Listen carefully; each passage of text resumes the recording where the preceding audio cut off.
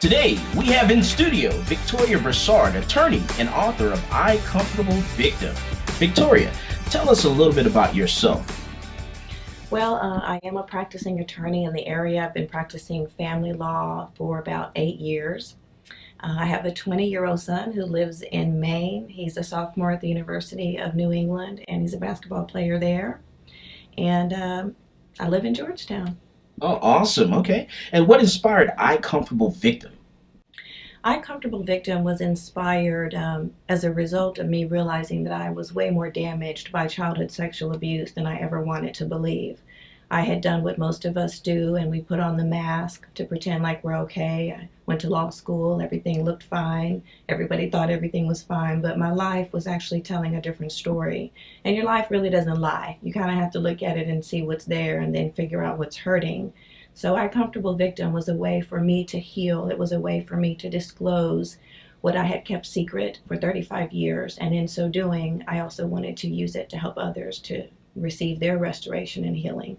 Okay. And then I read the book was is a little fiction, but through true stories or something like that. Can you explain what that means? Absolutely.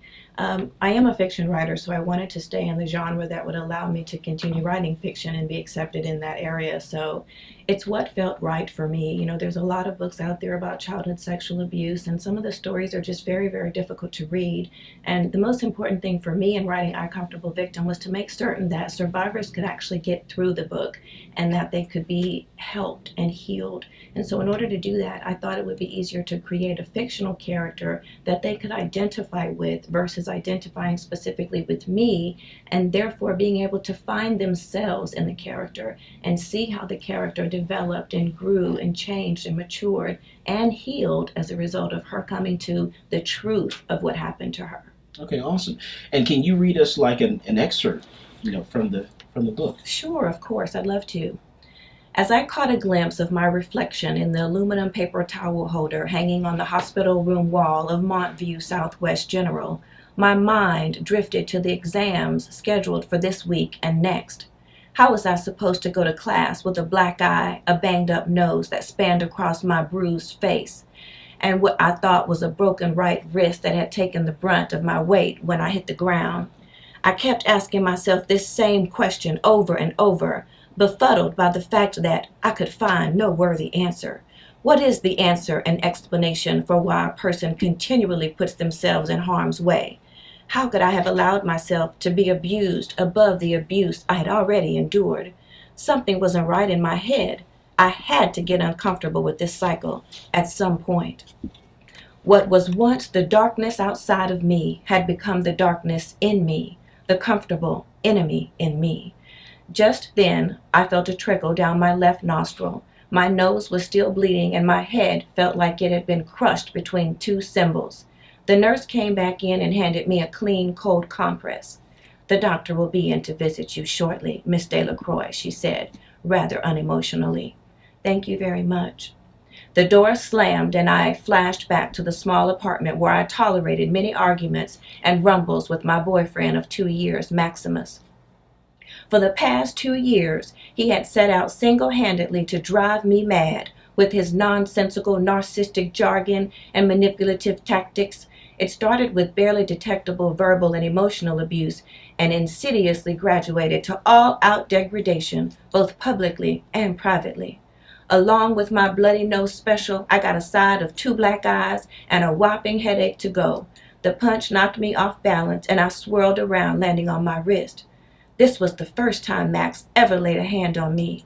I was in utter disbelief, not so much at him, but at me, for not instantly calling the hounds on his bent behind. Why hadn't I called the police to have him handcuffed and arrested with haste for his unwarranted, inhumane mistreatment of me? What was so wrong in my head that I allowed myself to be misused to this degree?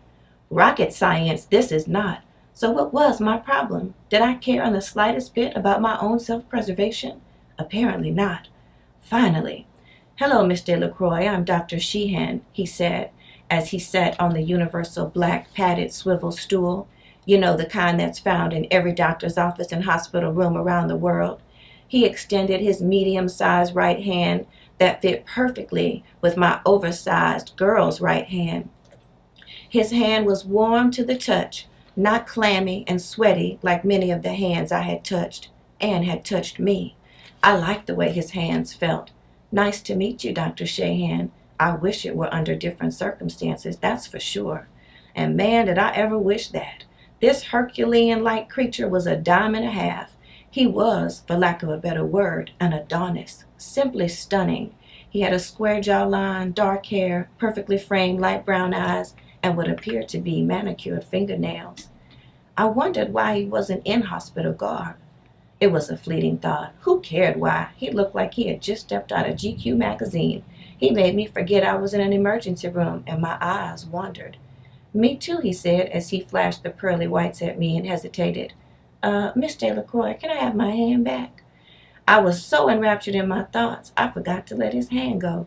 Oh, of course. I'm so sorry. Please forgive me. He sat down on the swivel-top chair. Darn it! I basket shopped. What's a girl to do? I love it. I got wrapped up into that. I was lost my train of thought. So tell me, Victoria, how did you come up with the title "I Comfortable Victim"? Why did you choose that title? Well, my abuse started when I was 5 years old and went for approximately 10 years. A number of different crimes committed against me with a number of different people who never came to justice.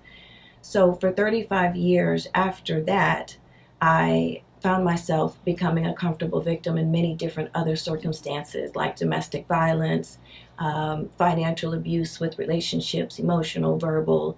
I ended up being in friendships where I was abused, and I kind of just started to figure out that I had become a comfortable victim as a result of not actually opening my heart to a heart healing. Probably because you got into that in that mode, and you felt that that's what you were attracting because that's how you had settled in or something like that.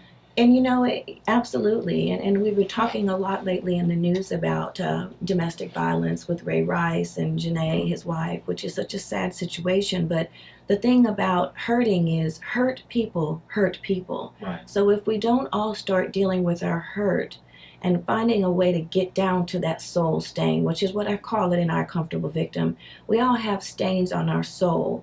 And if we don't figure out how to reach that soul stain and actually develop past it, then we're going to end up in those elevator experiences. Ray Rice will have more of them, and Janae will have more of them, because we're not really dealing with the root cause. Now, do you find yourself like watching yourself since you have a child? Well, he's 20 years old now. Correct. But when he was little, did you find yourself watching yourself to make sure that you didn't become that person to, not necessarily sexual assault, of course, but abuse your son? Oh, absolutely. Jean-Luc is my only son, and my only child, and I was very conscientious of abuse. I made certain that when I did have to leave him with people, which I did have to do, of course, I was a single mother and practically raised him on my own, but a lot of prayer, Michael. I mean, I have to honestly give God all the glory for my life and for all that he has done to protect me and my son over the years. So I just had good people around me. God always put good people in my life and still is continuing to do that. So, yeah, he's a great kid, a great boy. All right, good. And you're doing really well, let me tell you. Attorney, that is awesome. How did you find it within yourself to put yourself through law school after all this? Well, when I got divorced from my son's father back in 2001, I realized that I was going to be a single mother and I had to find a way to support my son. And the way that I wanted to do that was a way that would open up opportunities for him.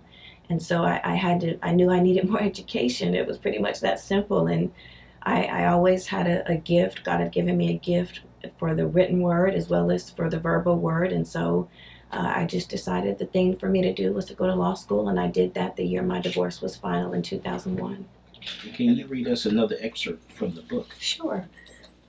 School was unusually difficult the next week, as I knew it would be. I think I got a combined total of 15 hours of sleep the entire week. I covered the bruises on my face and the one on my head with heavy makeup, dark shades, and a baseball cap, and a light jacket. No one was the wiser. They were all crazed in their own personal law school hell. Add to the mayhem Max dynamiting my phone with calls and incessant text riddling with apology after apology. After days of ignoring him, he sent flowers to the apartment. I was so busy I didn't even have time to think about going to get them. They wilted at the front office for 3 days. It was so thoughtful of him, though, to send flowers. He had never done that before. I could already feel myself softening up. When God was doling out measures of forgiveness, I must have gotten back in line at least 10 times. As peculiar as it seems, I was that person who could forgive practically anything.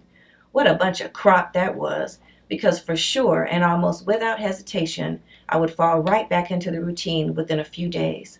I consistently hurled my hopeful Pollyanna ideology on Max and wholeheartedly expected him to rise to the occasion. He repeatedly proved incapable of reaching it, but in my demented mind, one day he would be all the good I knew he could be. In this book, the Saxon is abused as a child, and she's also abused in her later years as she's growing up, and then while she's also in the book in law school. Or how is that happening? She is abused all throughout the book, in all of the relationships that she gets into. She's not able to, her limits, as a survivor of childhood sexual abuse, you don't have boundaries. You don't really understand a boundary because all of your boundaries were constantly torn down. And whenever you did try to build one up, you just couldn't. Especially because sexual abuse of a child normally occurs in the home with people that stepfathers, uncles, brothers, neighbors, friends, and so your home is an unsafe place as well.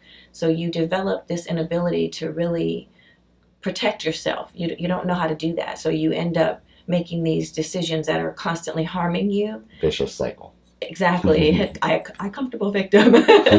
So yeah, and she finally gets to the end, and she goes through therapy, and you get to see her transformation into a new person. And we are in studio with attorney Victoria Broussard, and author of I Comfortable Victim.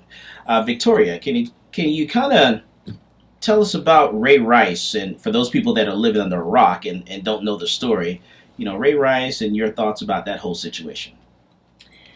Well, my thoughts about that whole situation kind of goes back to my idea about our state of humanity per se.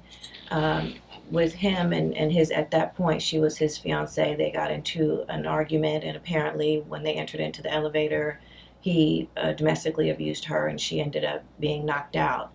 The footage, when I saw it, it was so heinous, and I thought she was dead. I really didn't even know, because I was looking at it and I thought, what is going on? I had no idea because I don't watch too much TV. But and apparently the NFL just suspended him for a couple of games because they didn't have all the facts, and then once all the facts came out, they suspended him indefinitely, and it really hit the news really hard. But, to me, this isn't about, celebrity justice or whether the NFL got it right or wrong. It's not about educating women or a culture of violence or absentee parenting. It's about a state of a person's heart. And if a person's heart is not cleansed and cleared of the impurities that cause situations like this, like domestic violence, and there's going to be many more Janae Palmers in elevators and many more Ray Rices doing those things if we don't really start opening our hearts and exposing our brokenness to get it repaired.